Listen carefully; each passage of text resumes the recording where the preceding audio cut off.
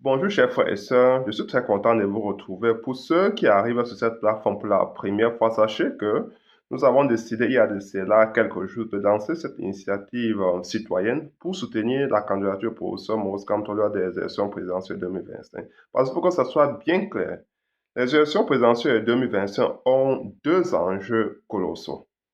À la fois pour la libération du peuple camerounais du joug dictatorial, mais aussi la libération du peuple camerounais du joug occidental. Ça doit être très clair pour tout le monde. Nous avons sous notre main un candidat qui a des sorties et qui a toujours pris des positions nationalistes, qui aime son pays, qui a une dimension panafricaniste, et il est important qu'on s'appuie sur un tel candidat pour libérer le Cameroun. Parce que la libération du Cameroun marquera le début de libération de toute l'Afrique entière. Donc, il faut que ça soit bien clair pour tout le monde. Aujourd'hui, je vais partager une vidéo avec vous dans laquelle le professeur Maurice Kamto dénonce les accords monétaires entre la France et l'Afrique. Parce qu'il y a aussi des pays de l'Afrique de l'Ouest qui se vantent aujourd'hui de lancer leur propre monnaie, l'éco, mais ils oublient que le garant risque d'être toujours la France. Et si le garant est toujours la France, ça veut dire que vous ne vous êtes pas libérés, chers frères et sœurs, chers Africains. Donc, le diable se trouve dans les détails. Et le professeur Maurice Kamto attire l'attention de tous les Africains. Lui, il comprend ces mécanismes-là. C'est un juriste chevronné, c'est un juriste de renom. Il comprend les détails. Il faut comprendre les accords parce que nous avons été euh, nous trompés dans les années 60 parce que les présidents africains signaient les accords qu'ils ne comprenaient pas eux-mêmes l'étendue ou bien le contenu. Ils n'y comprenaient rien du tout. Aujourd'hui, on veut des technocrates, des experts au sommet de l'État qui comprennent les enjeux géostratégiques et géoéconomiques, géopolitiques. Tout cela va ensemble si on veut développer notre pays, si on veut faire décoller l'économie de notre pays, si on veut libérer notre pays. Il faut des gens qui comprennent ce qu'ils font. C'est très important. Il faut vraiment que les politiques laissent la place aux experts, aux gens qui comprennent. Ça suffit avec la politique politicienne. Donc le professeur Maurice Kamto dans ces capsules, dénonce tous ces accords-là, et même les accords, des accords que l'Afrique de l'Ouest est en train comme ça, de signer avec la France. Donc, pour que le Cameroun se prépare, s'il entend créer sa propre monnaie, qu'il évite de tomber dans des mêmes, euh, dans des mêmes, comment on dit ça, dans des, comment on dit encore ça, qu'il évite de tomber, j'oublie le mot en français, je suis dans les mêmes pièges. Ok. Écoutons maintenant le professeur Maurice Kamto. D'ailleurs, trouver de l'argent pour continuer à consommer. Donc, voilà pourquoi je mets ces accords-là au rang des accords postcoloniaux qui solidifient les liens de dépendance coloniale. Mais il y a aussi dans le domaine monétaire, notamment en ce qui concerne les pays de la zone franc, des accords qui ont effectivement maintenu les pays africains dans cette relation de dépendance en leur enlevant le levier qui permet à tout État souverain de mener sa propre politique monétaire. Ce n'est pas seulement fantaisiste, ce n'est même pas idéologique comme j'entends beaucoup, c'est vraiment technique et économique. Bon, bien sûr, la décision est éminemment politique, la souveraineté monétaire est quelque chose de politique, mais au final, c'est qu'on vous enlève un des leviers qui vous permet d'organiser votre propre développement. On vous dit, oh, vous avez la stabilité monétaire. Qu'est-ce que vous faites avec la stabilité monétaire grâce à une parité fixe? Les experts nous disent, bah non, cette stabilité vous permettait simplement d'assurer aux entreprises de la puissance dominatrice de venir s'installer en sachant que l'argent qu'il investit chez vous, il ne perdra pas un centime dessus puisqu'il a une parité fixe. Oui, alors que par le jeu de la politique monétaire, par le jeu de la dévaluation et tout ce que vous voulez, vous pouviez justement avoir une marge qui vous permet effectivement de modifier les rapports. Donc, c'est stable, c'est fixe. Il investit 10 francs, il sait que je retirerai 15 francs et il est sûr qu'il retirera les 15 francs parce que la parité fixe de la monnaie vis-à-vis de la devise métropolitaine hier et vis-à-vis de la devise européenne lui garantit cela. Et évidemment, nous connaissons tous les autres aspects, le fait que les fonds ont été déposés au Trésor français et non pas à la Banque de France. Parce que si c'est la Banque de France est une banque. Donc elle doit rémunérer l'argent. Hein. Mais quand c'est au Trésor, c'est une administration de l'État, donc ça devient des recettes budgétaires.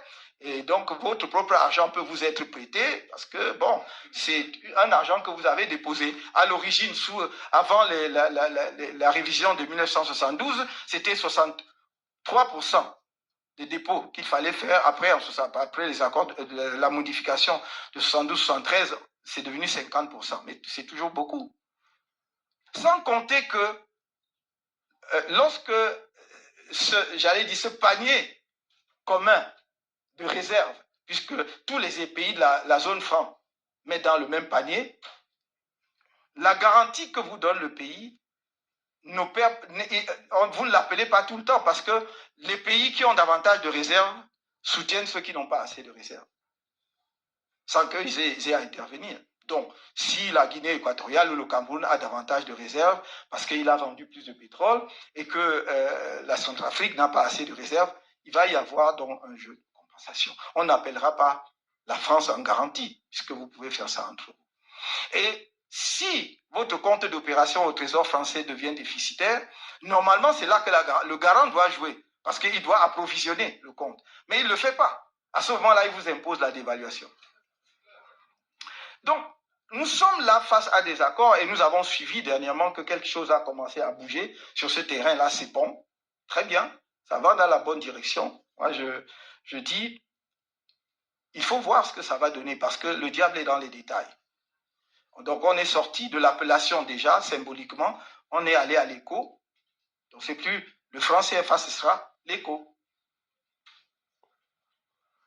Où seront déposées les réserves? Est-ce qu'il y aura encore des réserves? Apparemment, non. Tant mieux.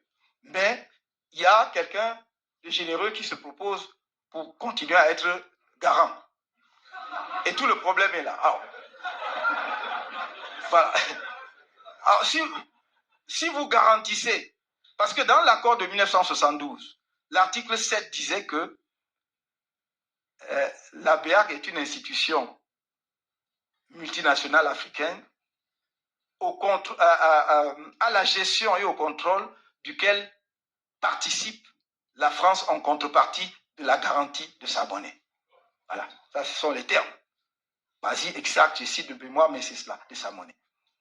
Bon, donc, c'est en vertu de la garantie de sa monnaie qu'elle devait participer à la gestion et au contrôle. Maintenant, elle vous dit, bon, très bien, c'est l'écho, et puis vous ne déposez même plus chez moi, mais je suis garant. Donc, la clause en vertu de laquelle elle participait à la gestion et au contrôle demeure. C'est pour cela que j'ai dit, on m'a posé la question il n'y a pas longtemps, et j'ai dit, donc le diable est dans les détails, on nous a annoncé un accord entre le ministère français des Finances et les institutions financières de la zone franc en Afrique, c'est-à-dire BEAC et BCAO en Afrique occidentale. Pour l'instant, la BEAC observe encore. Non. Et donc, il faudra que nous attendions de voir ce qui sera dans cet accord pour savoir vraiment si on est sorti du franc CFA ou bien si on a seulement changé d'appellation. Donc, chers frères et sœurs, comme vous avez écouté, notre argent qui est déjà fabriqué en France est stocké dans le trésor français. Ça veut dire en quelque sorte que tout l'argent qu'on nous prête souvent, nous sommes endettés beaucoup, tout l'argent qu'on nous prête souvent vient du fait que c'est notre propre argent qui régénère des intérêts. Donc vous comprenez un peu ce jeu-là. Monsieur Biya est au pouvoir depuis 42 ans. C'est l'un des patriarches en Afrique. Il n'a jamais dénoncé cela. 42 ans. D'ailleurs, il a dit à plusieurs reprises qu'il est le meilleur élève de la France. Vous comprenez que avec des gens comme ça au pouvoir, vous ne pouvez jamais vous libérer. Jamais. Les Africains ont besoin des gens, des nationalistes, des panafricains à la tête de leur pays. Comme le professeur Maurice Kamto.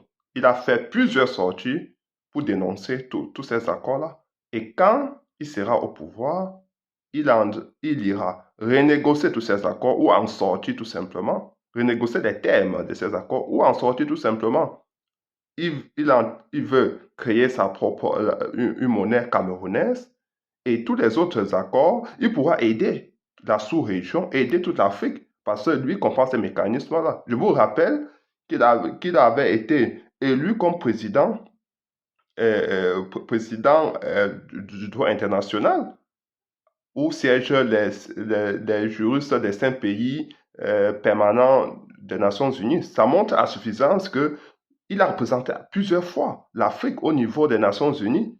Ça montre à suffisance qu'il comprend ces mécanismes juridiques, économiques, il comprend tous ces détails-là. Et le diable, c'est dans les détails. Et il faut s'appuyer sur le professeur Maurice Kamto pour libérer le Cameroun et bien évidemment libérer aussi l'Afrique. Parce que c'est tous ensemble qu'on pourra qu'on pourra libérer l'Afrique et vivre toujours en harmonie.